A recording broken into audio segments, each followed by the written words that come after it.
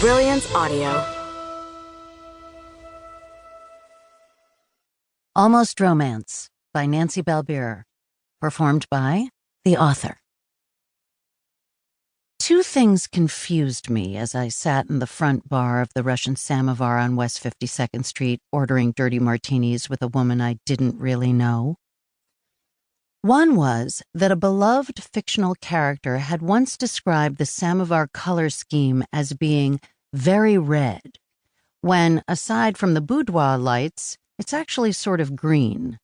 And the other was my reason for being in this more green than red joint in the first place. The woman sitting across from me that chilly spring Friday was a fancy Hollywood television producer named Candace Kahn. I say I didn't really know her because, aside from our having a 3-second conversation 20 years before at a house party in Los Angeles, I really didn't.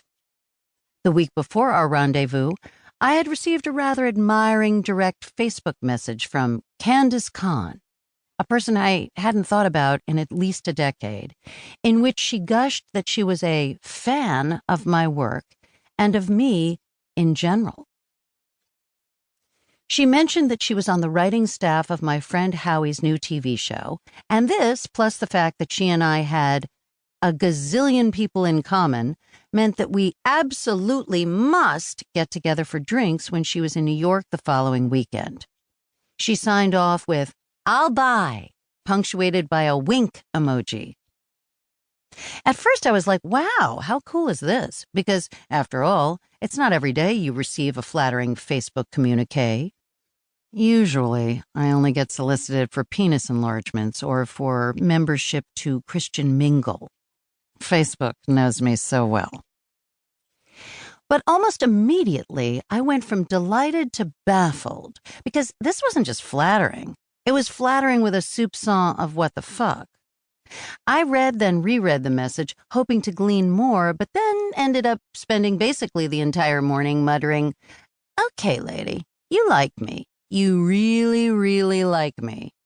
But why exactly are you reaching out at my computer screen?" I wanted answers, but was open to theories. "Maybe she wants to option your book for television," suggested my friend Jo, an actress, who happened to be one of the aforementioned gazillion people Candace and I had in common. Jo had once performed in a musical Candace had co-written, but still, she knew Candace about as well as I did. "Wasn't she a writer on Friends?" Jo asked. "Yep," I said, "and Sex and the City." "So maybe she wants to develop some sort of project with you," she posited. "Maybe. But if that were the case, wouldn't she have just said so? Even if she didn't want to get into specifics, if it were about a project, wouldn't she have mentioned it or somehow woven it into the honeyed mix? Anyway, there was nothing to lose and only one way to find out. So I messaged back the enigmatic Candace Kahn and told her I was in. "I'm having dinner at 8 p.m. in the theater district with a friend the Friday you're in town," I wrote. "But could meet for a drink?" "Perfect," she responded. "I have theater tickets that night. We could meet at 6:45. I love to go to the theater tipsy." "Where should we meet?" I asked her. "You pick," smiley face, she volleyed back. "Tell her you want to meet at the Samovar," advised my friend Eddie, a high-end Manhattan tour guide for rich people or groups of rich people. "Why there?" "Because this is feeling very Russian novel-y to me, like something out of Pushkin or The Master and Margarita. Anyway, she's in television. She can afford the Samovar." And so it was that we settled on Russian Samovar, housed in what was once the fabled Sinatra haunt, Jilly's Saloon, and a place neither of us had theretofore ever been. When I arrived a few minutes before the appointed time, the Samovar scene, in full pre-theater swing, was packed, lively, and feeling no pain. I swanned about, keeping my eyes peeled, and just as I turned to head back toward the front, I saw her.